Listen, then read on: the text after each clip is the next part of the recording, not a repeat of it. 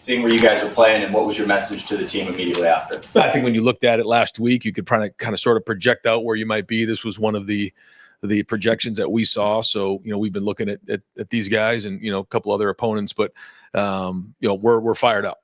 We're obviously excited about playing the first ever playoff game in Ohio Stadium. Ohio Stadium's been around a long time, over 100 years. There's been a lot of great games, but never a playoff game like this. And so night game, 8 o'clock, it's going to be electric. Our guys are going to be excited about this. And so as we head into our preparation, it's going to be on us fast, 2 weeks.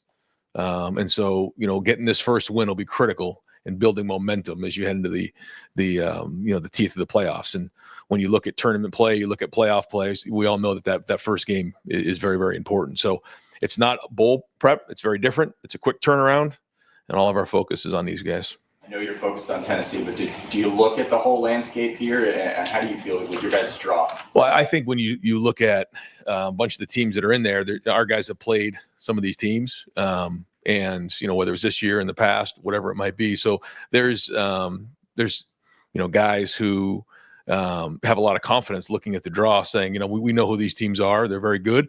But we also feel confident, in who we are, where we are when we're playing our best. Now, we also have to make adjustments and make corrections and fix the things that need to get fixed coming off the last game. That has to happen. But almost every team in this playoff has their own issues. They have their own things that they need to address. So to me, that's going to be a huge part of who has success here.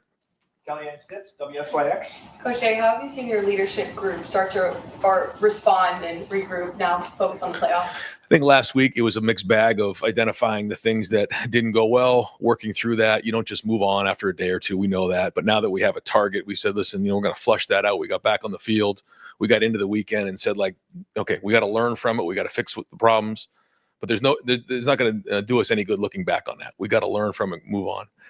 The guys, have a good look in their eye. We were up there at noon watching the selection show. There was a great energy up there. They want to play. They want to get back on the field and get a win. Dylan Davis, Delaware Gazette. Brian, earlier this week you alluded to the fact that there might be some changes you'll look at along the offensive line. Do you feel like you have a good grasp of who you want to start on that offensive line by the end of this game? I mean, I know who's going to be in the mix. I'm not going to get into that just yet. We have 2 weeks of prep that we got to dive into and identify what gives us the best chance next week or in 2 weeks to go win this thing.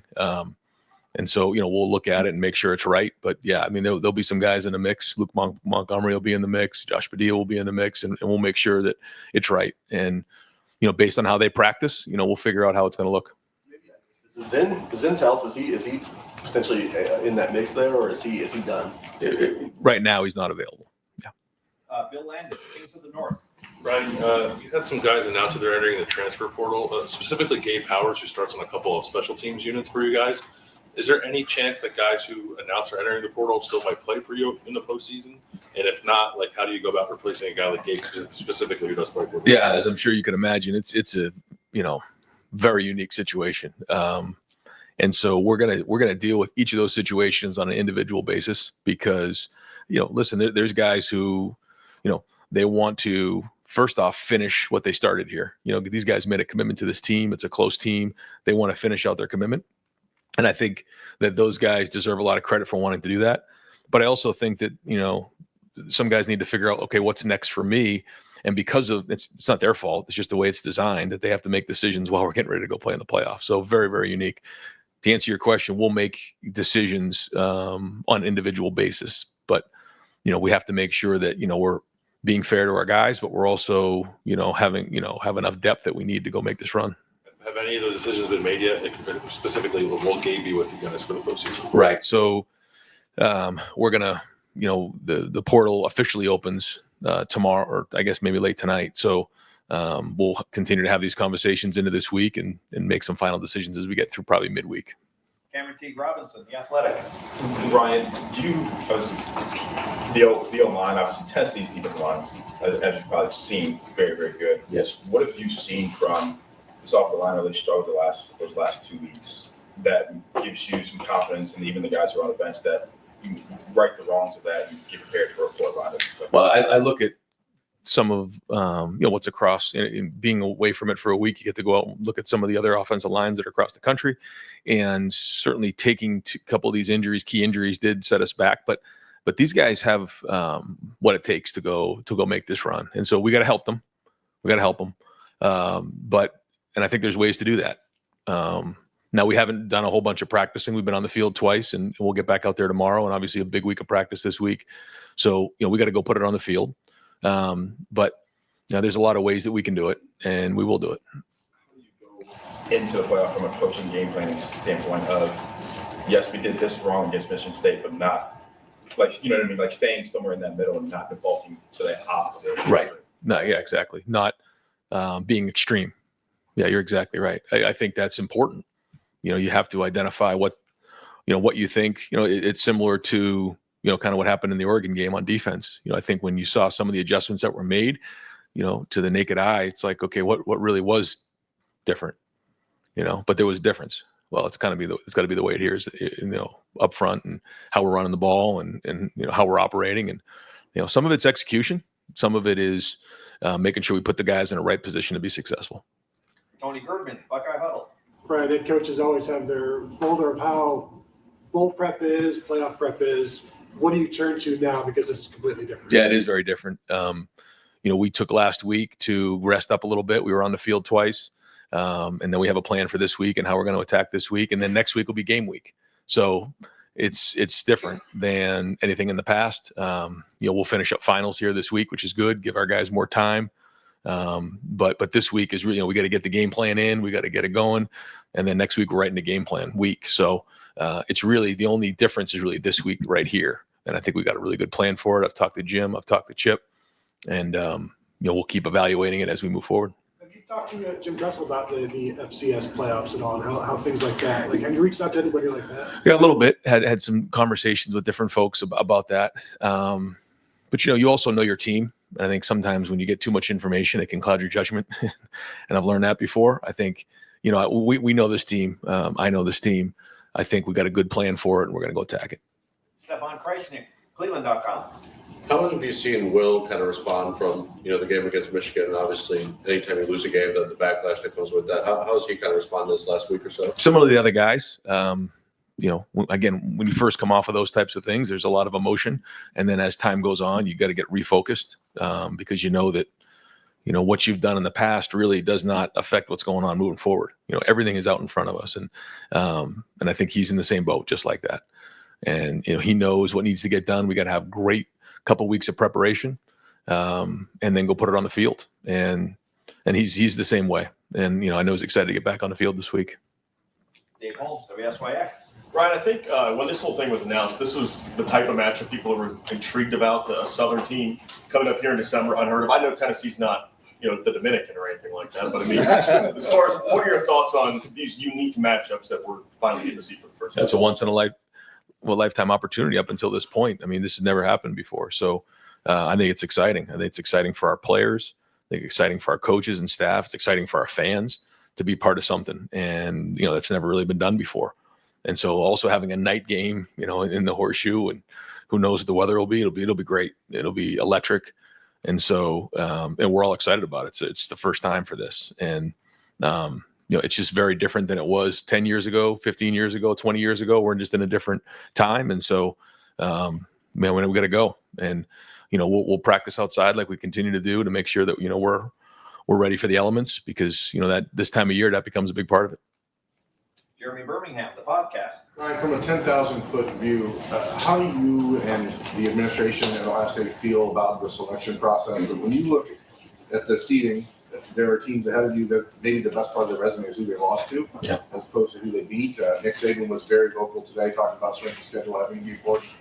Where do you think the priorities need to be in the future of this 12-team playoff and shifting the importance of trying to determine resumes?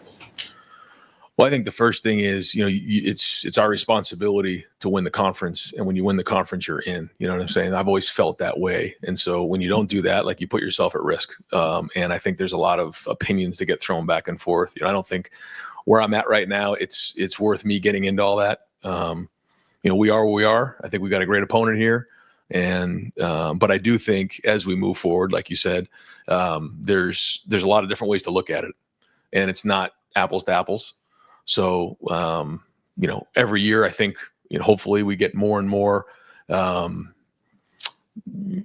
down the road of, what it's supposed to look like, what equity is. But I think when you think about where it was, even last year where there's 4 teams, now you're talking about 12. So the conversation about, does 10, 11, or 12 get in as opposed to, 5, 6, 4, I think that's better.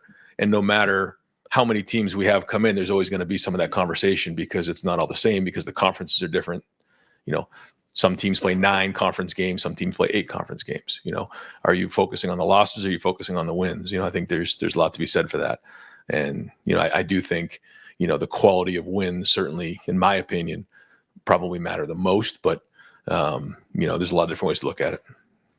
Deep left, Nicole Holman, WBNS 10 TV. Coach, in terms of, people all over the country are crunching the numbers of what the matchups could be the national title, kind of looking further, but how have your leaders and how have you looked at it as, hey, we have Tennessee first. We don't need to worry about who it could be down the road. Oh, geez. Yeah. No, we're not there at all. No, we got to win this first game.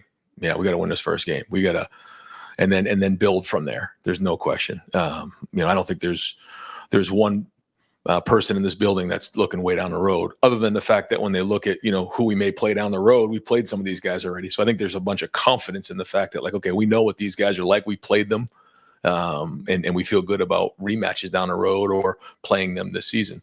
That being said, though, you got to win this game. And, I've already talked to our guys about that last week. When you're in this style of play, you got to get that first win. You got to get get started and build some momentum into the playoffs. So, that'll be our focus in making sure we win this game. Matt Murphy, 24/7 Sports. Ryan, you obviously have a background in the NFL. Chip, some other guys on your staff. How much do you lean on that to talking to other people having gone through some of this similar playoff situation? Yeah, I think there are some similarities now. Yeah, there are. And I think a big part of that is knowing, you have to play your best football at the end of the season. And once you get to this point, what's happened previous to right now doesn't really have anything to do with where we are. Our draw's our draw. The teams we're going to play are the teams we're going to play. Tennessee is coming to our place to play at home. And it's like when you think about some of those wild card teams who play and they win that first game and they build some momentum because they are playing in the first round, that's the idea here. In terms of schematics and those types of things, there's different ways to look at that when you're especially playing a rematch. When you're playing in division games, you're playing those teams twice. You could play them a third time, and that plays in. We're not really into that situation right now. But we also wanted to be healthy this time of year. And certainly, we have taken a few injuries up front, but, for the most part, we've been pretty healthy here. And so, here we are now. Everybody's journey is different to get to this point right now. We're here, and now we got to go play. And, there's been twists and turns and ups and downs, but here we are. And so, I think when you think about the opportunity that our team has to go do something like this, this would be an unbelievable accomplishment to go on a run here and go win the whole thing. And you're 4 games away. It's real. It's on the table. As much as the last week hurt, it hurt. But here we are now. And so all the focus has got to go on Tennessee and winning this first one. Dan Hope, 11 Warriors. Ryan, you had said after the Oregon game, you spent more time with the defense, kind of working with them. Have you spent more time with the offense here in this last week after the Michigan game? And do you change anything about the operation based on how that game went? Definitely been spending some time with the offense, and we'll look at it and see whatever makes the most sense to win this game. We'll do whatever it takes. And we've already been looking at Tennessee, as you can imagine. We didn't, we've been looking at them, and so now we know for sure. So all the stuff's been done ahead of time. Guys have got a head start on this thing, so we'll dive into it tonight hard, into tomorrow, and then have a really clean game plan probably by Tuesday. With, third down, red zone, goal line, all those things tied in so that we got about, 10 days to work it, flush through all the issues. And so I think that's the good part of this thing. It's not too far where you got a month where you're kind of in bowl prep, but it's also not a week where it's on. You get kind of 2 weeks to work on this thing and work through the issues and try to put our guys in the best position to be successful. So yeah, I'll make sure I'm a big part of it and whatever it takes to get done, we're going to get it done. What stands out about Tennessee's defense on first impression? Their front is very good. On the edge, inside, both corners are tremendous. They do a nice job. They've, stopped the run very well this season. and, lead, a lot of statistics defensively, certainly in the SEC. And so it's going to be a great challenge for our guys. We've played against good defenses this year, but this will be one of them. Spencer Holbrook, Letterman. And a couple years ago, it seemed like you guys got a shot in the arm when you found out that you were in. You were playing the number one team in the country. I know that this isn't the same thing. You already knew that you were in, but just knowing your opponent, do you think that's like the next step in getting over what happened and how you guys actually have like a real set target to just set your eyes on? Yeah, absolutely. Yeah, when you have a target and you got a mission, I mean, that's where your focus goes. Until then, you're a little bit in limbo. It's coming, but you don't know. We kind of felt like this may shake out like this. And so, we've had an idea, but now we're in it. So now you know exactly what it is. Now you're really diving into it. And I'm telling you right now, our guys are excited about it. You can feel it up there and then at the training table. And we're going to have a great week of practice this week. And the coaches are excited. And so here we go. This is an opportunity that we got to go jump on right now. And I just think back to, what this game could be, a Saturday night game, 8:00, first playoff game ever in the Horseshoe. I mean, it's going to be electric. It's going to be, where the fans feed off the players feed off the fans. And again, a historic game. So a lot to be excited about in this game. Joey Kaufman, Columbus Dispatch. Ryan, this time last year, you had close to 20 guys who ultimately went in the portal during the winter window, and that was a different situation because you were preparing for a playoff game. But what's your expectation as far as the attrition that you'll experience when the window opens? I think when you look at the numbers, we're still playing. So I think a lot of these guys want to continue to be on the team. They love this team. They want to finish it out the right way, which says a lot about who they are.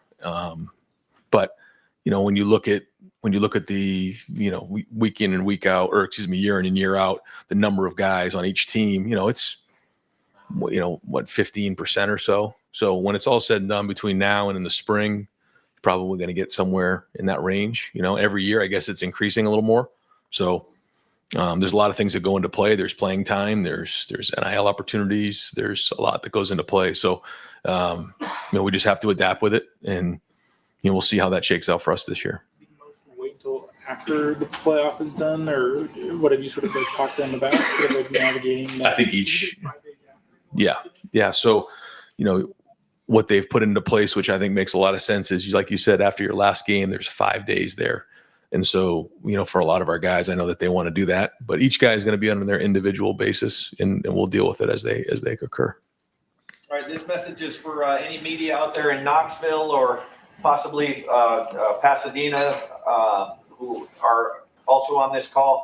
I'm going to take one more question right now and then pause, and anyone out there on the Zoom who'd like to ask a question, just turn off your mic, state your name and organization, and we'll go ahead and take that call. But first, we'll do Andy Anders, 11 Warriors. You mentioned Josh Padilla and Montgomery being in the mix of guys you're going to evaluate on the offensive line. What stood out about them that they're now in that competition?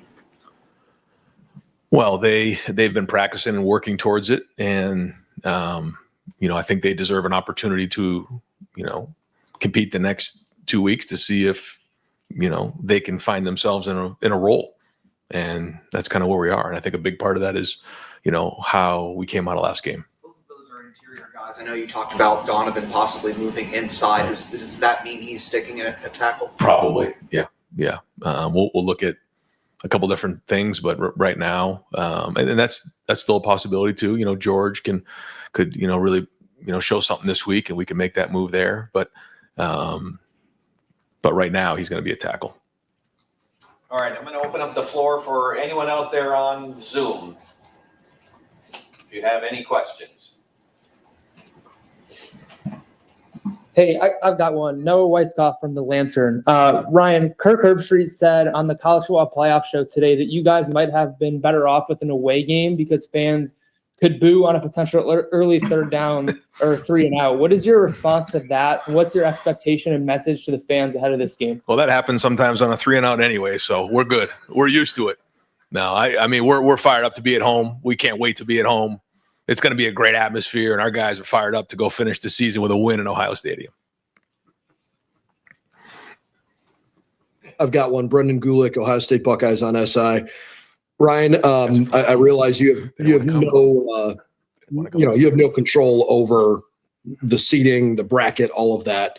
You just got to play who you're playing. But how do you feel about the top 4 ranked conference champions getting automatic buys? Is that a viable way to conduct this championship moving forward?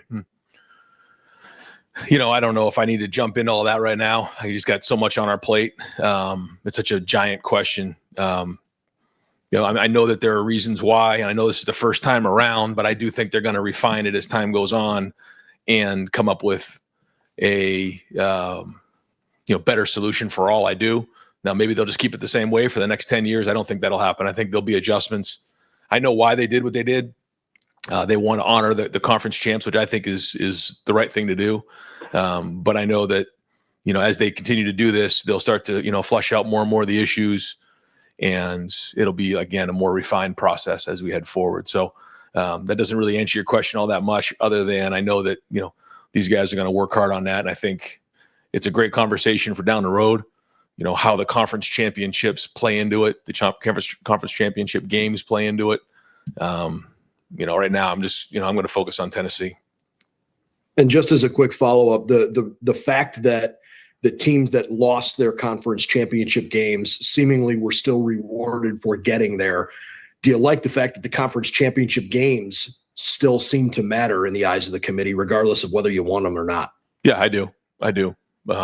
We can argue with how we think the rankings were leading into conference championship weekend, but if you play in that game, unless, it's just a really lopsided game, I do agree with the fact that, those teams should not be penalized for playing in a close game.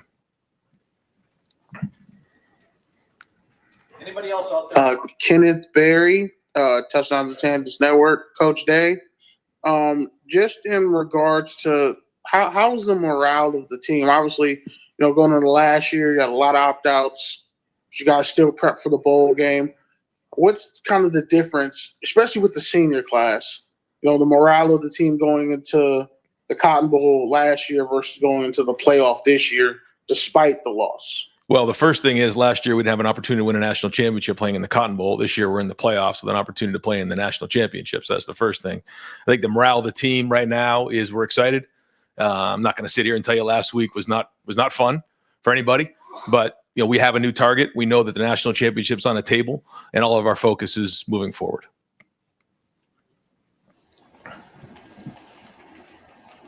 Anybody else out there on Zoom?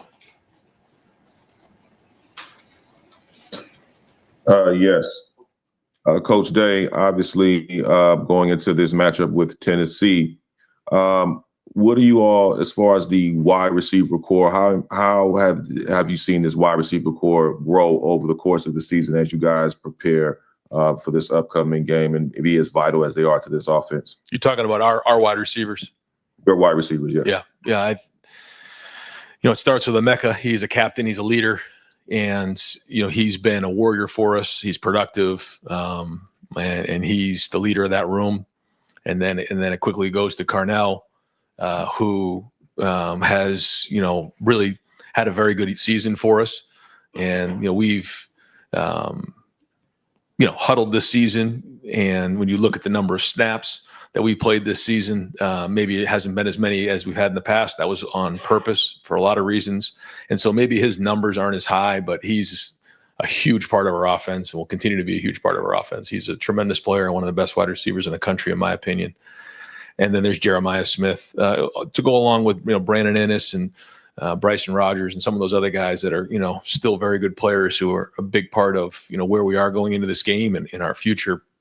But as you know, Jeremiah has, exceeded expectations in year one.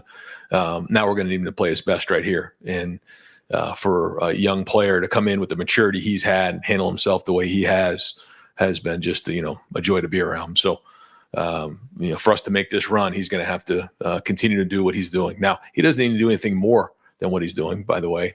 Doesn't need to do anything extraordinary. He just needs to continue to do what he's doing and take care of the football and, run his routes at a high level and continue to prepare the way he's done. He's, all season. So it's a great group, a lot of leadership there, a lot of production, and certainly a huge part of our offense.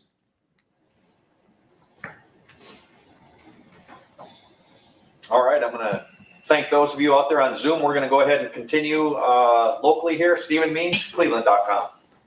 Ahead of the Peach Bowl in 2022, obviously you were talking with excitement, but you also feel the stat of 40 points.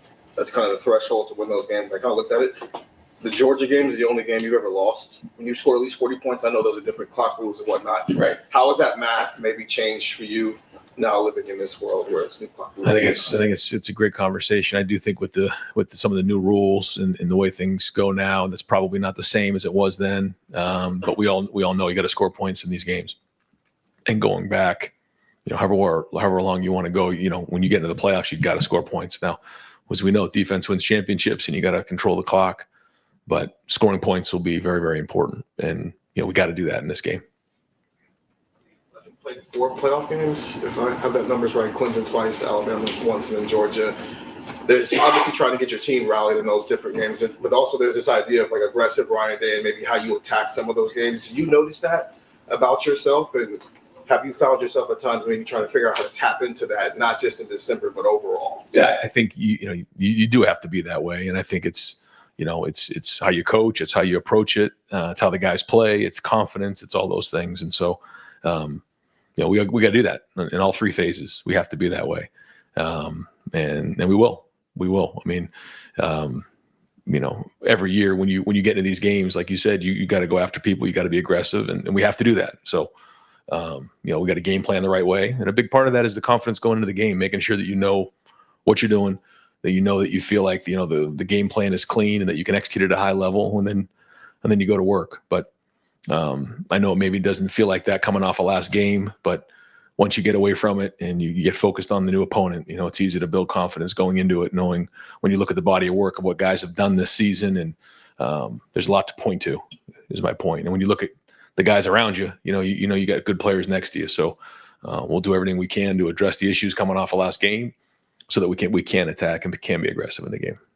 Austin Ward, podcast. Right. I know when Berm asked you about the selection process, there's nothing you can do about it. That's a conversation for another day. So aside from that, just at noon, were you surprised that you guys wound up being the 8th?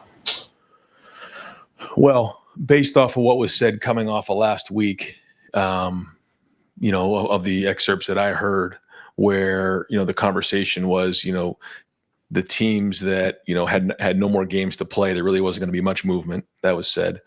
And that, there probably wasn't going to be a lot of data points, for the other teams. I just, not to get into the specific teams, but the question would be like, if Penn State were to lose by multiple scores or whatever, would that drop them down below us because we had beat them? I think all these conversations came into play. So, it was, I guess a 1-score game, 8 points. And so, they decided to make sure that they didn't penalize them for being in a 1-score game in the championship game. Whatever, you know what I mean? At this point, it's like, this is what it is. We got a home game. We're playing Tennessee, and that's it. That's what we got. And, the one thing about this that I do like is the fact that, you control your own destiny. So, we didn't have an opportunity to play in that game. We lost our last one. So now here's the situation that we have. Now we got to go make the best of it. Did you think when you guys were watching it together that any of the players themselves were surprised or disappointed or maybe motivated by that? What did you think the reaction was when you guys saw that is the path now? I laid it out for them last week and told them what I thought was going to happen and what could happen. So I don't think there was any surprises. Bill Rabinowitz, Columbus Dispatch. Yeah, I was going to ask the same question. But you guys obviously wanted to beat Michigan. You wanted to win the Big Ten. That didn't happen. How much pressure does that put on you guys and you specifically to make an extended run in a playoff? And obviously you've got one really tough opponent, Tennessee, and then the number 1 team next. I don't think right now that that's the case because, like coming off of that last game, is there pressure to win that game? Yes. And I just think that we moved on from that. You know what I mean? Like it didn't go well. Did people press? I mean, you can say yes or no on that, but we don't want that anymore. Like we want to make sure that when we're playing in this game, we're playing free, we're playing, with our focus on winning the game and not worried about the consequences. And so that's what we're going to do in this game. And, and that is what it is. But we're fired up to be at home too. I mean, this is, again, I keep saying it, but a historic event for everybody. This has never been done before. And I think our guys going to have that approach. And I know you don't want to look past Tennessee at all, but we all know what would be next, Rose Bowl against Oregon. How much excitement would there be about that rematch in the Rose Bowl? Well, like I said, I think when our guys look at the teams that are in the 12 teams, you know, our guys have a reference point on a lot of those teams. So we've played some of these teams before. We know what they look like. We know what it feels like. Now Tennessee is not one of them. So this is going to be new. And so we got to go to work. And that's where the focus is going to be because, you know, as you know, the hardest one's to get the first one and we'll go from there. But I think that's a big part of the excitement of our guys when they look at the 12 teams. You know, there's nobody up there that they say, you know, we can't beat those guys. We feel like there's everybody in the draw we can beat. Now we got to do it one at a time, and we got to make sure that we're winning the first game. And final questions, Tim May, Letterman Row. Hey, thank you, Jerry. I should have gotten on Zoom. Just two quickies. Number one, Tennessee offensively, Emily Leava, you know, has kind of been up and down a little bit, but played pretty well and stuff. What have you noticed about them that stands out, and especially when you add in the Josh Heupel factor of how they like to play offense? Very innovative coach. I think the quarterback has a strong arm. Running back is excellent. I think he was all SEC and runs low to the ground. They spread you out and try to create space issues for you. I think the receivers, you know, some big ones. There's some quick guys in there. I mean, they're talented. And so, you know, they try to put as much stress on you, especially with the space and the tempo. So we got to be prepared to play fast in this game. And so we've already kind of started that process here and what we're going to do for this week and, you know, getting lined up and making sure that, you know, our guys got their cleats in the dirt and go play football. Because, again, how do they try to stress you out? They try to stress you out horizontally, vertically, and then with their tempo. Does the fact it's SEC versus Big Ten too add some panache to this matchup? You understand what I'm saying? Sure. Yeah. In your mind, how does it add panache? It's a great matchup against two teams that really don't get to play each other very much. Two great brands in the playoffs. And I think when you look at, you know, when you looked ahead a few years ago, like this is the type of game that you're like, okay, this could be a great environment against two very good teams. And so this is what we got.